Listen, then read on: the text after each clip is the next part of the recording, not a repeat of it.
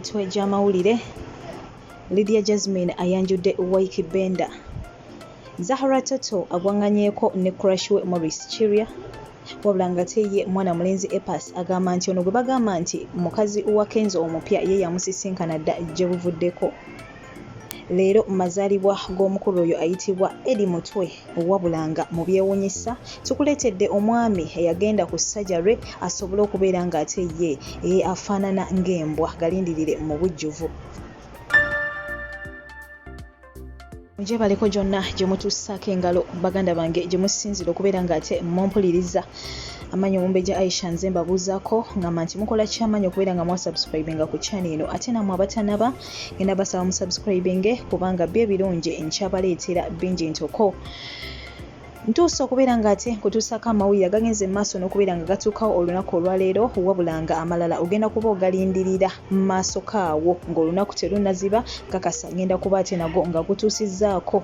Wabula nga kantandike n'amawulire g'omuyimbi ono omukyala ayitibwa Lydia Jasmine, ng'ono yatuyimbira oluyimba nga Good Night, Masuka n'endala. Era ng'ono kigambibwa mbu olunaku olwaleero yagenze mu maaso n'okubeera ng'ate ayanjula omukulu ono Wycliffe Benda eyatuyimbira oluyimba nga Munnakampala, Kyenkyebula n'endala mpitirivu nnyo. Wabula nga bino tebinnabeera ng'ate bikakasibwa ddala okubeera nga ddala mu butuufu byabaddeyo, olw'ensonga nti w'ogenda ku peegi y'omukyala Lydia Jasmine bino ebifaananyi tosobola kubeera ng'ate obisangayo, wabula ate ne w'ogenda ku peegi y'omukulu ono Wycliffe Benda bino ebifaananyi tosobola kubeera ng'ate obisangayo. Wabula nga kigambibwa mbu okusinziira ku bifaananyi nga naye muganda wange w'obiraba waliwo Lydia introduces Wycliffe Benda, wabula nga ekyasinze okubeera ng'ate kitwewuunyisa mu mbeera eno kwe kubeera ng'amannya bakozesezza gano agaliko, kubanga kye tumanyi obulungi nti mu Buganda emikolo ng'egyo tebagizannyiramu, bakozeseza ddala erinnya ly'omuntu ne bagamba nti ye Nakyejwe introduces Ssempiima,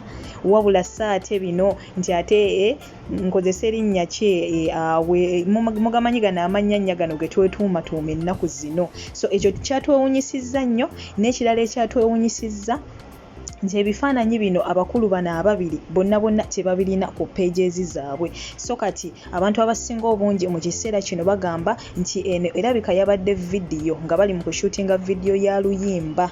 Wabula nze nabagamba nti obudde bwe buwonya buli kimu, obudde gye bugenda mu maaso n'okubeera ng'ate butambula, ebyo bye tubadde tubeera ng'ate tubuusabuusa, bye tubadde twebuuza ansa z'ebibuuzo ebyo munnange tugenda mu maaso n'okubeera ng'ate tuzifuna. As time passes tugenda tufuna ansa z'ebibuuzo ebyo ate muganda wange bye twebuuza. Wabula nga kinajjukirwa nti omukulu ono Wycliffe Benda yali musajja mufumbo era yali mu bufumbo n'omukyalo ono ayitibwa Julie Batenga, era ng'ono ye yamuzalira n'omwana oyo mu kiseera kino gw'alina.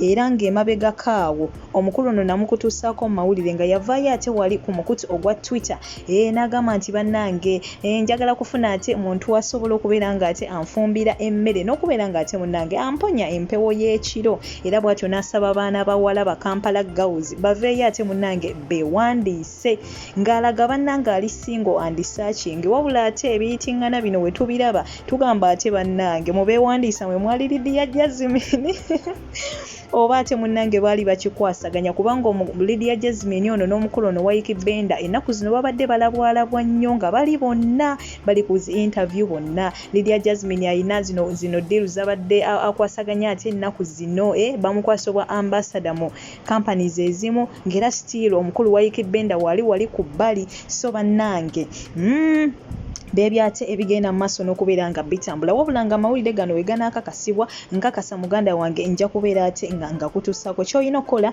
ate butaseetuka ku mukutu guno.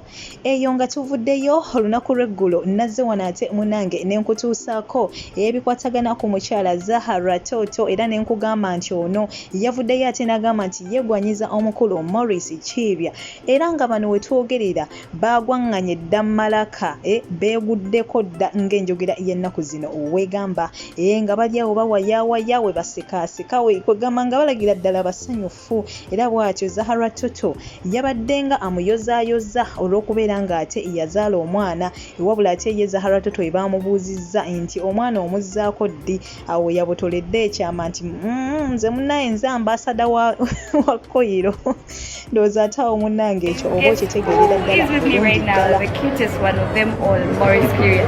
Hello. How are you? Great. Welcome back. Good to be home. What are you up to? Just chilling and enjoying family time. Kopi gyali atukazeeko. Kulika. So katola okulabako buli omu. Sekawera omwana yatuuka wayakula. One is 3 years old now. Oh yeah. Muzako. Bw'oyagala. Nze. Gw'osalawo. Hello. Nze ambasada w'abakulu. Wabula nga we twogerera munnange baasisinkanye kati katugambe nti ekirooto ky'omukyalo no Zahara Toto kituukiridde. Ekibuuzo ekyo ate nkirekedde gwe muganda wange ampuliriza. Wabula ng'eyo tuvuddeyo tudda ku mukulu ayitibwa Apas. Ennaku zino olugambo lutambula ku girlfriend w'omukulu Kenzo Sango. Ng'omukyalo oyo olunaku lw'eggulo nazze wano ate ne nkutuusaako ebimukwatako omukyalo oyo Maira era nga kigambibwa nti abeera mu ggwanga eryo erya Tanzania. Kaakati nno munnange ate agali mu nkubo gagamba embu nga omukyalo oyo tannasisinkana Kenzo yali yeesanga dda ate eyo munnange mu nsonda n'omukulu ono ayitibwa Apas. Era kati tetumanyi oba baali bakikwasaganya oba baali ba mikwano oba beesangawa naye nga wobimanyi munnange ng'omuyimbi avuddeyo n'agamba ngenda kubeera ng'ate nkikwasaganya n'ono awo ba social media in-laws batandika okunoonyereza buli ebikwata ku muntu oyo. Era twagenze olaba ebifaananyi bivaayo mukyalo n'ali n'oli ne Apas munnange ate muyalabikidde nga naye munnange ali n'omukyalo n'agambibwa mbu agenda kubeera mukyala wa Kenzo. Wabula ng'ebya Apas tubitadde ku bbayi tetumanyi oba baali ba mikwano oba baali beekwasaganya ebyo ate munnange nabyo tujja kubeera nga tubizuula. Wabula omukyalo ono era agali mu nkubo gagamba mbu oba mujjukira oluyimba olugambibwa nti ogenda kunzisa olwayimbibwa omukulu ono Kenzo nja kusaba oddeyo ate olabe vidiyo eyo. Kigambibwa mbu ono mwana muwala ye yali mu vidiyo eyo. Era nga kigambibwa nti Kenzo alabika yasisinkana omuwala ono nga tannasisinkana na mukyala Rema Namakula.